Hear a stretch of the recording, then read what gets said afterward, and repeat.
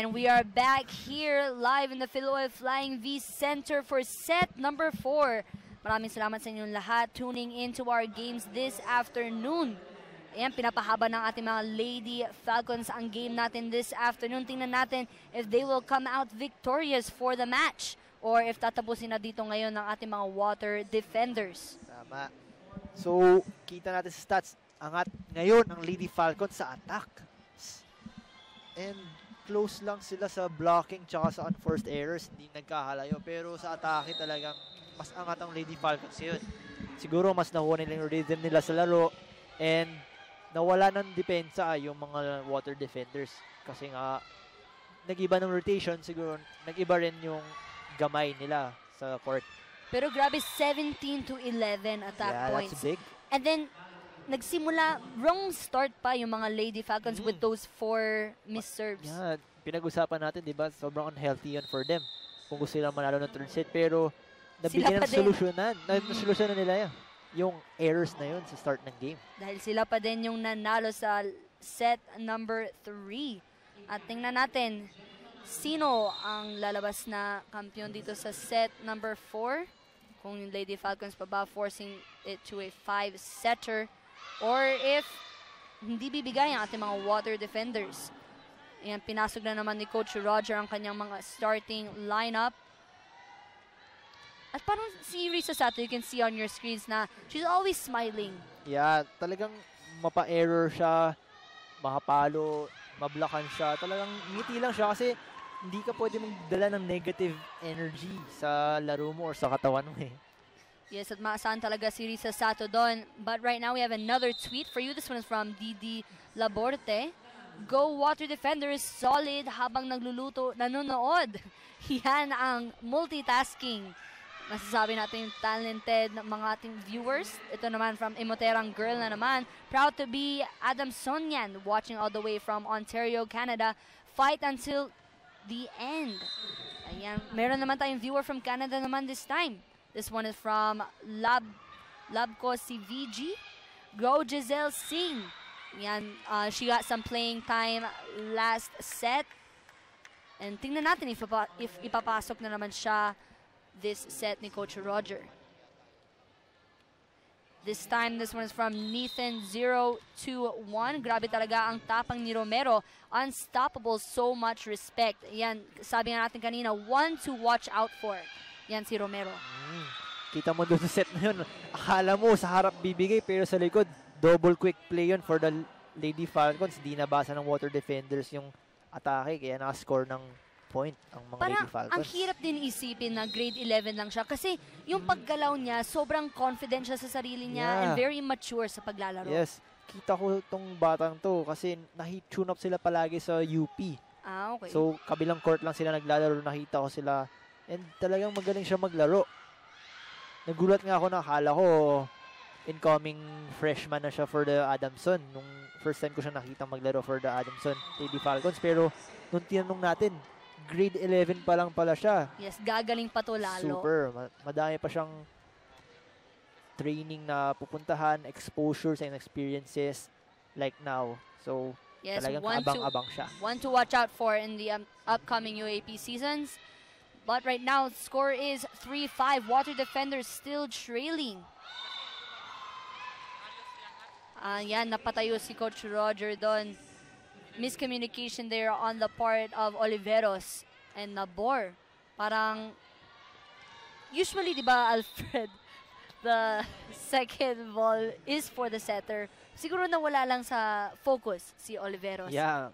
Napapansin ko kasi sa mga Water Defenders, kahit mga middle blockers, parang pag nakita nila yung bola umangat sa harap nila, kinuha nila para iset.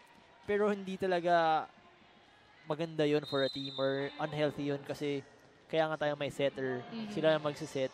Sa second ball. Sa second ball, eh, kinukuha ng mga middle blockers sila. Kaya nawawala ng play. Yes, napansin ko din yun pati sa set number 2, like Urdas, marami din siyang na-set na bola kay Soltones. Siguro kailangan din talagang gamutin ng Water Defenders. And magandang communication lang. Yun lang talaga importante sa laro. Alright.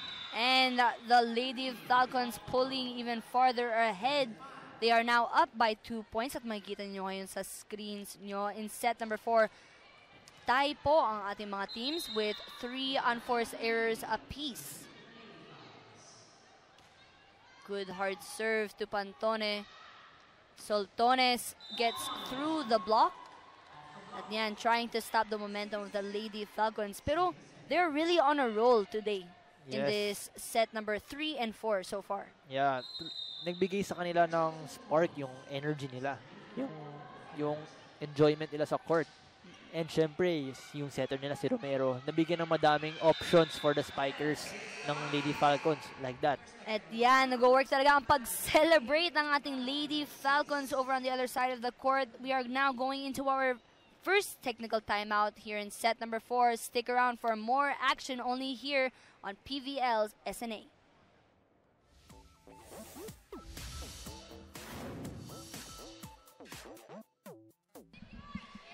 And we are back here live on the #1 sports website, sports.abscbn.com/livestream/PVL. At bago po tayo bumalik sa game natin ngayon, we have some tweets for you guys. This one is from Joms Ortega. Nice to see the Lady Falcons fighting, pero water defenders pa rin. Watching from Davao. Ayan, mga local viewers natin dito naman sa Pilipinas. Maraming salamat sa pag-tune in dito sa ating live stream. This time naman from Arcelano Joy Me. Arcelano Joy Me. Sige. Go Bali Pure. Hi sa mga taga Pro Dean na nanonood ngayon sa office. Go Bali Pure. Yan, maraming pong salamat sa pag-tune in dito sa ating live stream. Again, this time from Don X Maldita. Go Adamson. Laban lang ng laban. Hi to Sir Lou. Nanonood siya ngayon. Hi po Sir Lou. Maraming salamat sa pag-tune in sa ating live stream and supporting our teams here sa PVL. At yan, parang gumagana na ang timeout ni Coach Roger. Madalas, di ba, Alfred, ginagamit ang timeout ng mga coaches as momentum killer sa kalaban. To break the momentum of the opposing team. Siyempre, ayaw mo magtuloy-tuloy yung momentum ng kalaban mo. And magta-timeout ka para stop yun and para mag-regroup yung team mo and mapag-usapan kung anong magandang next play gagawin and masolusyonan yung mga mali nila. Yes, get back that focus sa kanyang mga players. Right now, we see Galanza with a down-the-line shot. Quick attack from Sato. Ponce kept it alive in a long rally here. Malabanan going up. Soft touch. Romero almost finding a hole there, pero naligtas ni Ordaz. Coach Roger on his feet yelling at the first referee to call that ball outside. Pero mahirap din kasi from the back of the referee eh. Yeah, yung angle ng referee kasi hindi mo kita kung talagang dumaan sa loob or sa labas ng antena yung bola. Yeah, kaya umasa siya sa kanyang line judge. Yeah, pero magandang tawag naman dun kasi kitang-kita talaga ng mga line judge yung nasa labas yung bola. Right now, the score is tied up at 8-all. Pero sumagot si Galanza. Grabing cross-court hit niya na yun. Napaluhod siya after ng attack na yun. Kahit sumabit sa net, ang lakas pa rin ng dating ng bola. Paano kaya kung di pa sumabit sa net yan, no? Lakas talaga ng kumpiyansa sa sarili niya ng captain ball ng Lady Falcons. Malabanan catching the corner ng court on the side of the Lady Falcons, getting them tied up at 9-all.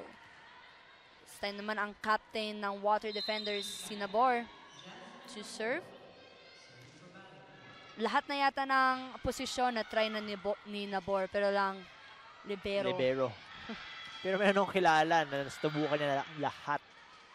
Sino naman yun? Si Ayala Estranero from the UP Lady Maroons. Si Estranero. Noong high school, she was a spiker, open spiker. Kasi alam ko nung palaro, she was titled as the best scorer ata or the best spiker nung time na yon. Tapos pagtitingin ng UP, iniba yung role niya. Ginawa siyang libero ni Coach Jerry. Second year niya, libero pa rin. Pero pagtitingin ng third year, nawala ng setter yung UP. So gumawa ng alternate plan ng way si Coach Jerry, naghanap ng mga players niya. yun, nakita niya may potential si Ayel. So, lahat na paglaruan niya. Lahat talaga na-try na. Spiker, libero, setter. Kaya gamay na gamay niya. Kahit saan mo ilagay, maaasahan siya. At yan, gumagana naman para sa team niya. She's senior ng team ngayon ng UP. Yeah, 4th year na siya ngayon.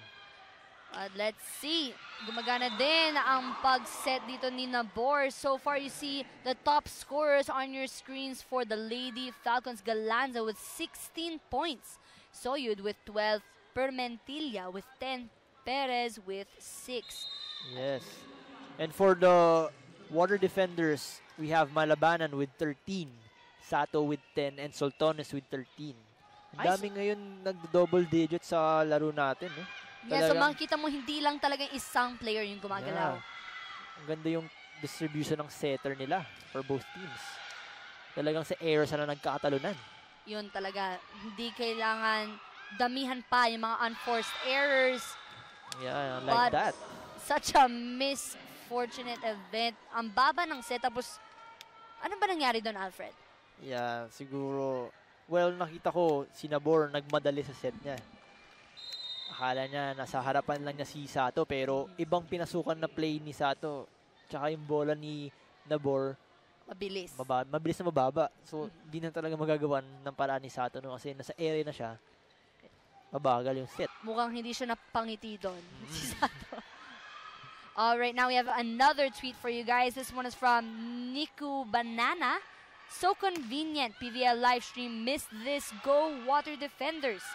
Yan, we enjoy everyone tuning in. Maraming salamat po sa panonood dito sa ating live stream. This time is from Jan Eric 2195.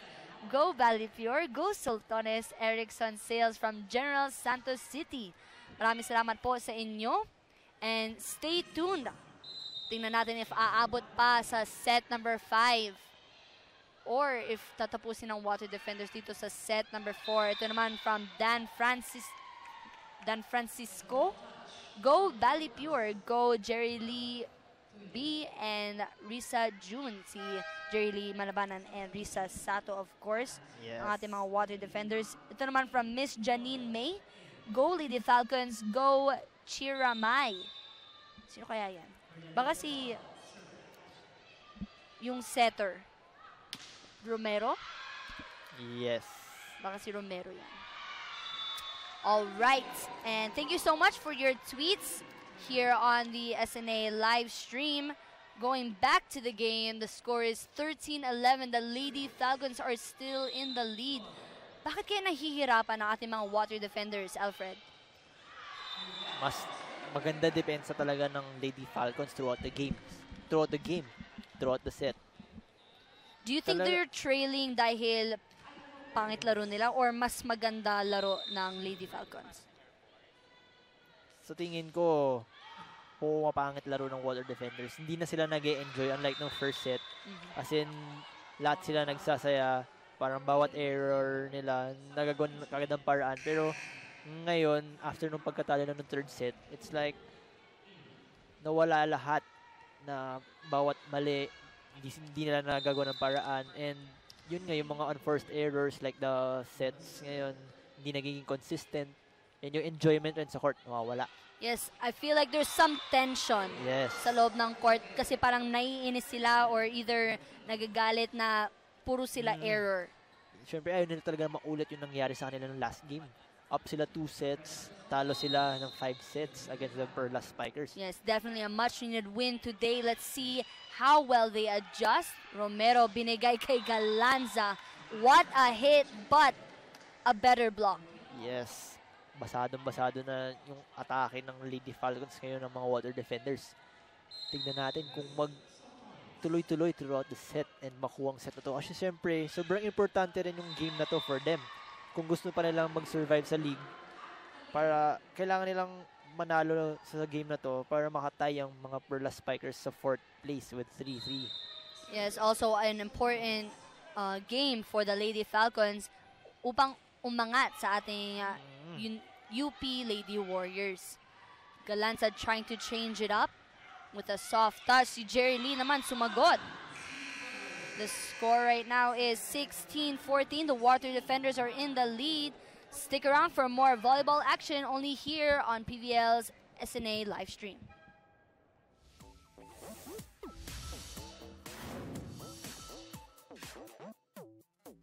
And we are back here on your SNA live stream only here for the Premier Volleyball League. It is now 16-14. Grabe, yung Water Defenders trailing the entire set. Only now sila ngayon yung umaangat at bumabawi. Right now we have some tweets for you. Yes, coming from Great Jom. The Falcons are showing their hearts out. Romero is just strong. Ayan, yan yung emoji na yan. Strong, very strong nga naman si Romero. And another tweet coming from Psycholo Jeezer. Go Balipure, go Sultones. Jeezer Ungria from San Fabian, Pangasinan. Yan, so hello po sa inyo. Yes, hello sa mga nanonood dyan sa Pangasinan. Maraming salamat sa pag-tune in sa ating live stream. A very tight game this afternoon between the Water Defenders and the Lady Falcons. But another tweet, this time from Arcelano Joy V. Go Water Defenders, go for the win. Hi to Miss Ladera and Miss Peralta of Prodin, Kaway. Hello po sa inyo. Maraming salamat sa panonood sa games natin ngayong hapon na ito. Yes, pansin ko ngayon, madami nagtutweet sa atin, no? Daming sumasabaybay, syempre. Dahil siguro maulan, madami na nag-cancel na klase. Yes, And syempre, traffic. Alam natin yun. Sobrang traffic daw sa kalsada. Syempre, walang magawa yung mga tao. Kaya nga tayo may live stream na ganito for them. Yes. Kahit na on the go. Tayo kailangan yung unang-unang pinupuntahan. Yeah. Kahit traffic, di ba? Syempre, mapapanood thanks to this SNA live stream. Yes, at kaya naman #1 sports website ang ating sports.abscbn.com. But another timeout is called by the Lady Falcons naman this time. The score is 18-14. Another tweet for you guys. This one is from Lloyd R. Morales. Laban hanggang dulo, Adamson. Unawakan na himo. Ano sabihin yan, Alfred? Yeah, maybe it's from their language, different Yung dialect. Yung Oh, chant it's a ng chant Adamson. ng Adamson. Sorry, hindi ko alam. Unawakan na himo. Okay. Okay. Ano yung sabihin nun? Yeah. Research natin nun. Sige. Yes. So yan yung lengguwahe ng ating mga Lady Falcons. Naintindihan nila yan pag binalikan na itong live stream natin. Pantone now on the receive. Nabor sets it up. It is still alive. Galanza with a soft touch. Ordaz on the receive. Nabor, free ball for Adamson. Galanza over the block. Nabor binigay kay Malabanan. Galanza through the block. Nabor down the line. Pero grabe talaga si Ponce, no? Naging spark siya sa depensa ng Adamson ngayon. Yes, really lahat ng bola putting in inaangat work. niya. Yeah. Parang kapag hindi kay Pons, dun pa lang napapatay. Kasi lahat ng bola naaangat niya na talaga eh. Basadong-basado na eh, no? Yun talaga yung kailangan ng isang libero na maasahan mo siya sa depensa. And syempre, siya na rin maging spark mo pagdating sa kasiyahan. Yes, because it gives your teammates confidence as well because they know that if you get blocked, meron naman yung magsasalo ng recover. Galanza again powers through the block. Very happy with that kill. Giving them another point on the scoreboards. It is 19-15.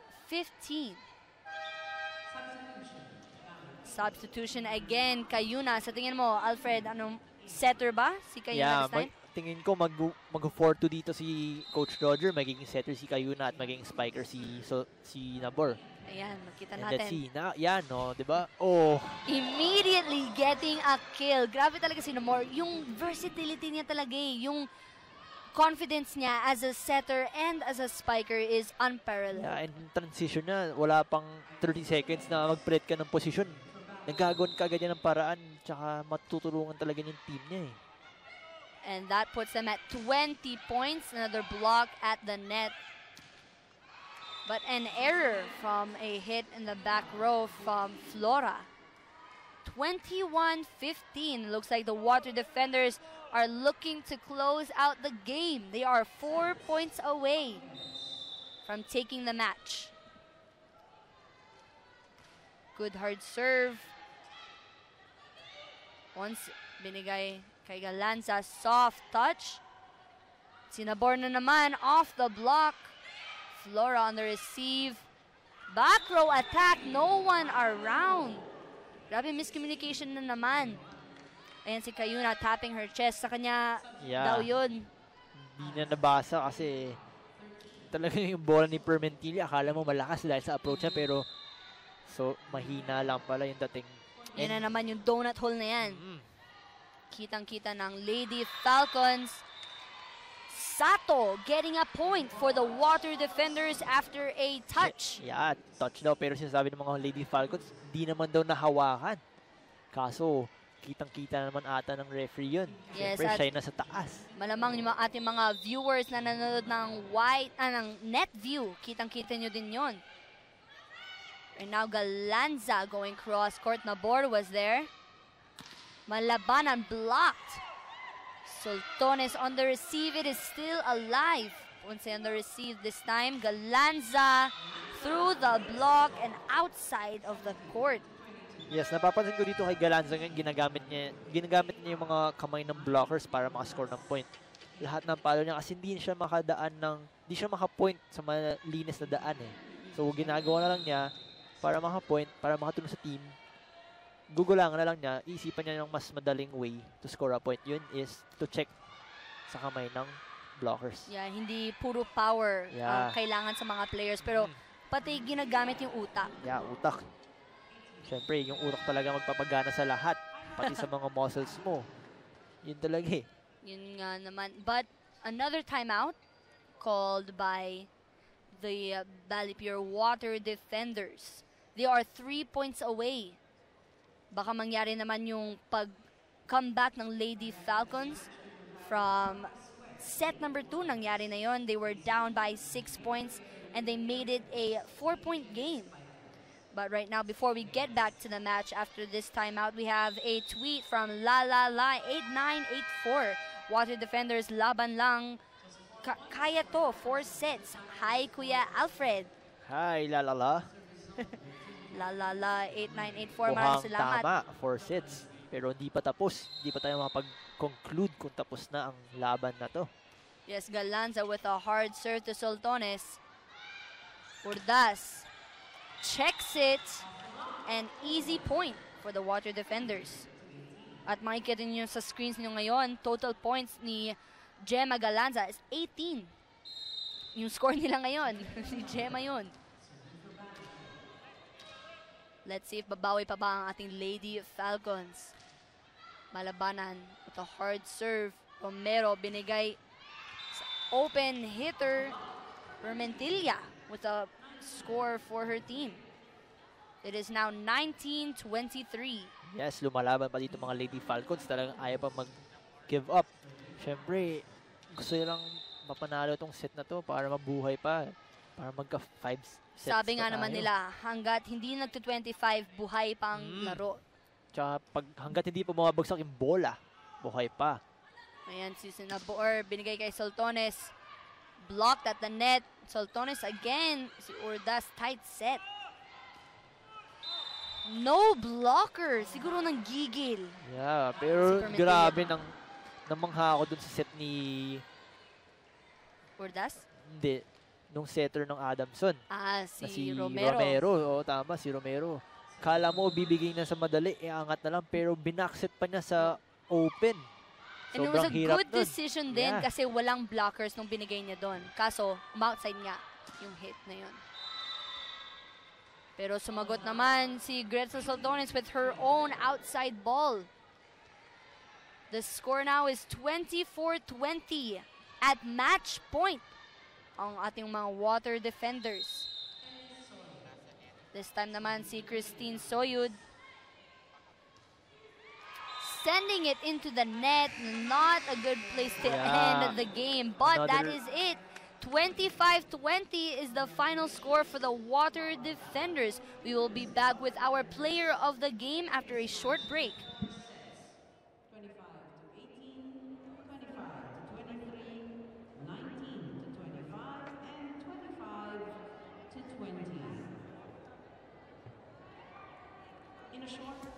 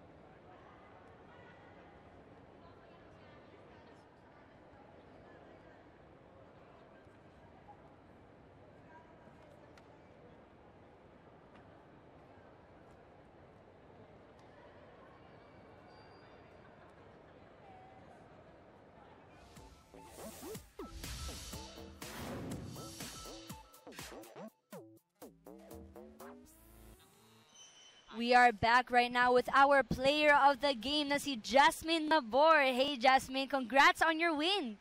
Thank you po. We have some questions for you. How easy is it or difficult to transition from you being a setter to a hitter? Siguro, ina-expect ko na lang palagi every game na magiging spiker ako, tas balik to setter. Kasi parang, tinatanggap ko na lang yan kasi alam ko mas makakatulong ako sa team. So, go lang ako ng go. Tas yun din yung ina-apply namin sa training. Pero grabe, nakaka-believe din talaga dahil hindi lang sets ka, ilang excellent sets? 32 excellent sets. And then 8 points pa on the hitting side. But grabe din yung contribute mo as captain of the team going into this match. What was your guys' mindset? Siyempre, sobrang importante po nung game namin ngayon kasi kailangan namin mapanalo yung last 2 games namin para makapasok po kami sa top 4. So, paghahandaan pa po namin yung last game namin sa Sunday against Pocari. Tapos, yun po. Yun. Yes, Jasmine, siyempre, yung last game nyo, natalo kayo, sobrang sakit ng pagkatalo nyo. Up na kayo 2 sets noon, isang panalo na lang. Anong ginawa yung adjustments or paano kayo move on dun sa talo na yun? Siyempre, sobrang importante na yung game na yun. Parang hindi na lang po namin inisip yon. Tapos, nag-focus na lang kami sa last 2 games namin. Pero siyempre, nanghihinayang pa rin kami kasi sa amin na, tas hinayaan pa po namin. Yeah. So, ngayon po, kailangan pa po namin mag-go hard sa training para makapasok po kami sa top 4. Yes. Pero yan, nakita naman natin yung adjustment ngayong game na ito. And congratulations again sa win Congrats. nyo. Anybody na gusto mong batiin? Worldwide tayo? Yeah. Binabati ko po yung mga family ko sa Tarlac, tapos yung mga classmate ko po sa school, tapos yung mga prof ko po. Yan. Thank you po. Ayan, maraming salamat sa inyo, Say hi to them. Jasmine. Ay, maraming salamat po sa ating viewers on the live stream team. Up next, we have our games for, it is going to be the Lady Jet Spikers Air Force versus the Pocari Sweat Lady Warriors. So stick around for more volleyball action this afternoon. And stay safe, everyone, out on the roads in this murky weather. Maraming salamat kay Alfred. And of course, our Yes. player of the game, si Thank you po. Jasmine. Much Labor. appreciated, Cassie. Nice working with you. Congrats again.